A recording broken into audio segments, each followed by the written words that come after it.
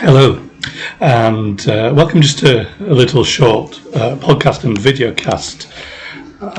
In the past, I've shared on video on YouTube and in articles on Faith Roots about depression. I've talked about my own backstory, my own experience.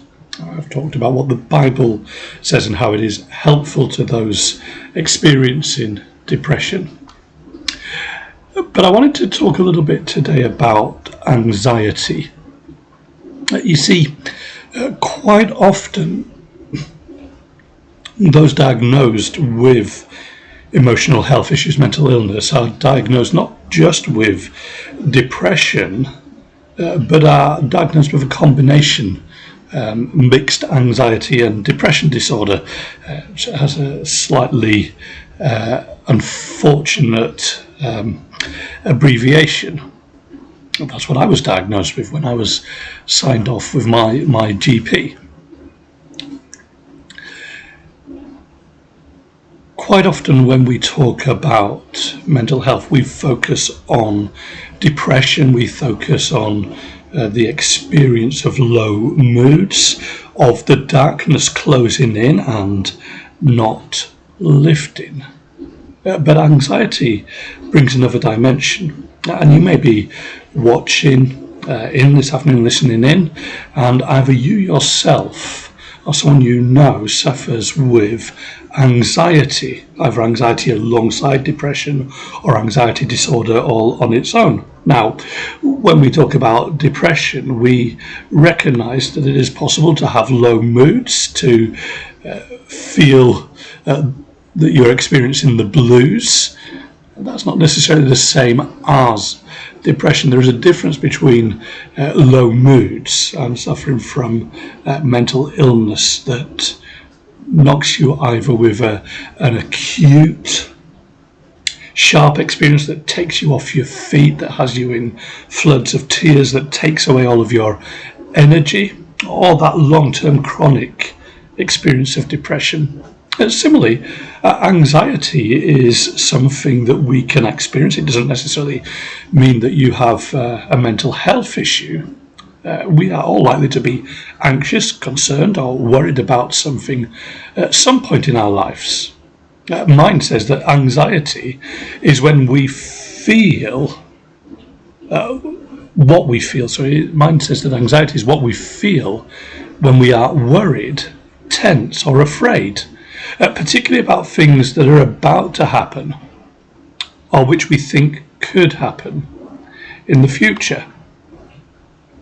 So just as a feeling of low mood does not mean that you have depression, so we also want to distinguish feeling a bit tense or worrying or even ruminating about something from anxiety disorder. We can experience stress, but that is not necessarily the same thing.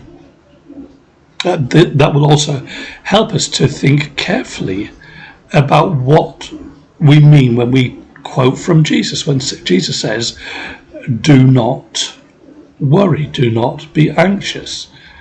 Jesus is not saying, "Do not suffer from an illness." But rather he's talking about how we respond day to day about our worries and concerns. In effect, what he is saying is, don't let your day-to-day worries and concerns, particularly your material circumstances, rule your life. He is saying, don't be materialistic.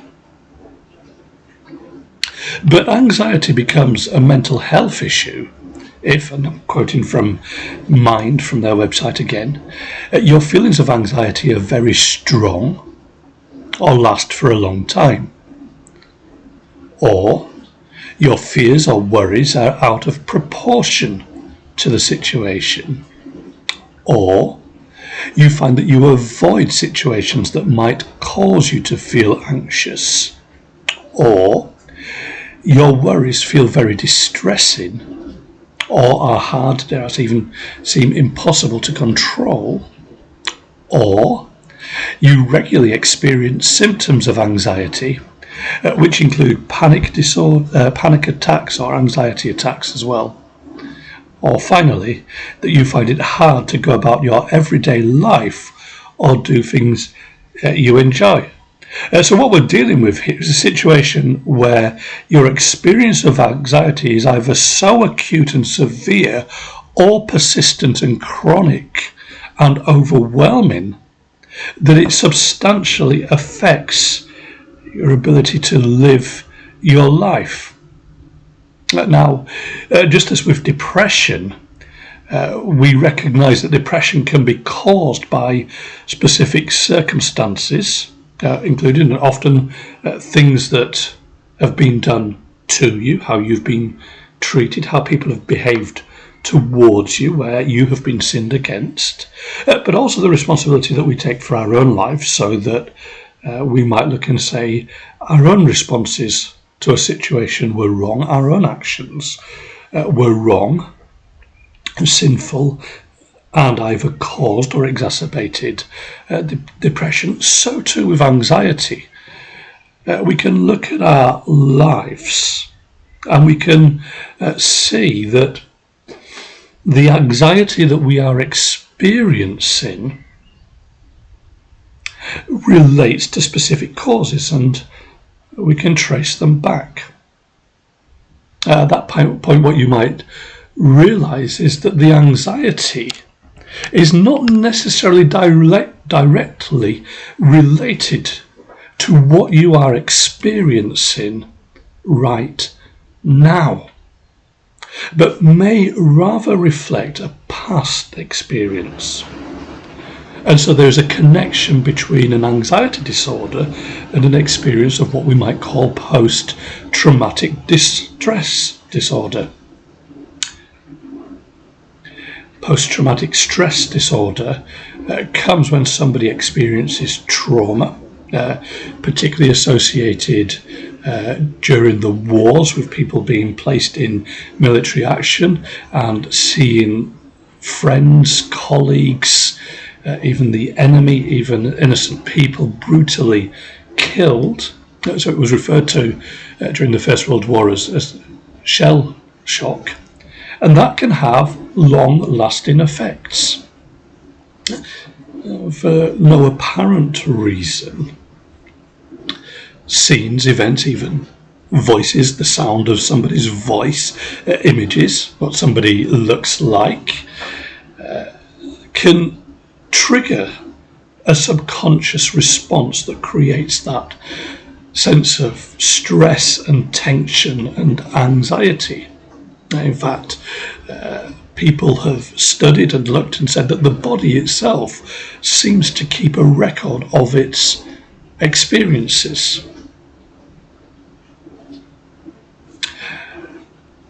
I want to suggest as well that there is probably therefore a connection between the experience of anxiety and PTSD and the experience of depression.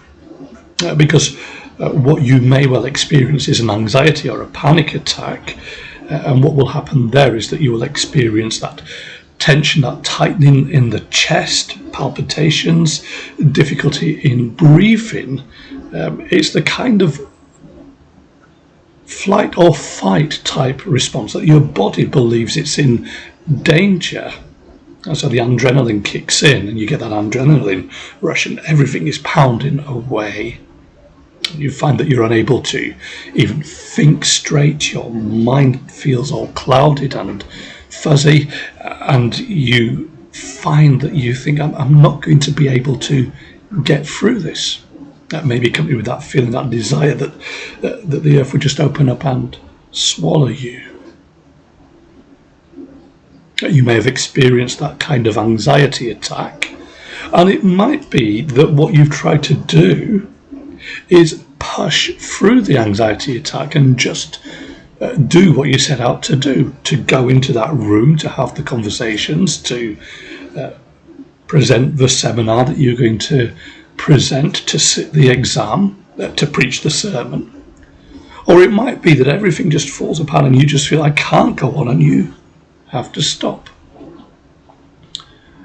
But you will have been through a huge physical, emotional trauma, a huge experience at that point, the adrenaline will have rushed and then it will have gone.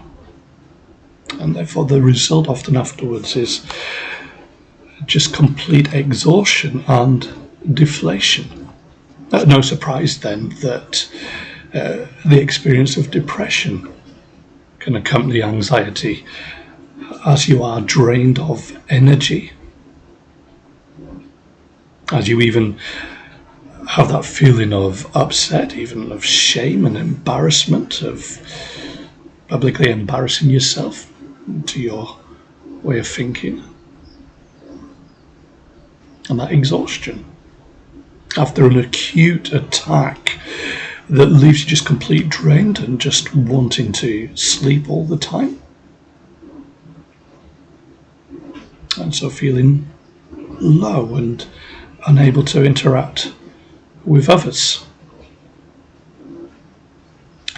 And I wanted just to talk about those things this afternoon, just to try and do two things. First of all, if you've not experienced mental illness yourself, just to start to give you a flavour of what might be going on, not just in somebody's mind, but actually in their physical body, the experience that they're having. To help you understand a bit of what it's like, to show that this is not simply a case of snapping out of something, that it's not merely a case of they need to stop being anxious and stop being worried. As I said, sometimes there are traceable sources for the cause of anxiety, but as with depression, not always. Sometimes they seem to come from nowhere for people and may reflect some form of organic illness that is causing it. So I wanted to just start to give you a bit of a flavour to help you understand, so that you are ready to support and to look after friends and to be ready, because if about 1 in 4 people experience some form of mental health illness each year, then there is a good possibility that at some point you will experience either depression or anxiety disorder, or mixed anxiety and depression disorder. But I also wanted to encourage those of you that suffer with anxiety and anxiety attacks, and particularly if you have experienced the just buck up, just snap out of it. I just wanted to encourage you this afternoon that there are people who know that it isn't just a case of snapping out of it, and that it is possible to say, I am suffering an illness without prejudice, without judgment, and to seek and to get help. And that help will, I want to suggest, come from a mixture of sources. It will potentially include the possibility of getting counselling and therapy to both understand where there might be causes and triggers and to think about how to respond. You may find that medication is helpful. And I do believe that God's word, not treated in a shallow or mystical or legalistic or magical kind of way, but looked at carefully, does have of challenge and encouragement and help as we seek Christ's healing of our emotions. So don't give up. Don't feel that you are on your own. And don't be afraid of being judged and shamed. Be encouraged. I'm hoping to do some more video talks around the question of depression, anxiety and mental health, so watch out for more. There'll probably be some recordings, some audio recordings of the videos I did back last year. And I also want to encourage you to join with us. Look at Faith Rich and you'll see a link to an event next week, Wednesday the 5th of May, when we'll be launching the new book, The Pastor with a Thorn in His Side. I do encourage you to find out a bit more about that, and you might find that that book is helpful for you as well. Well, thank you for joining in and listening in today. Hope to see you soon.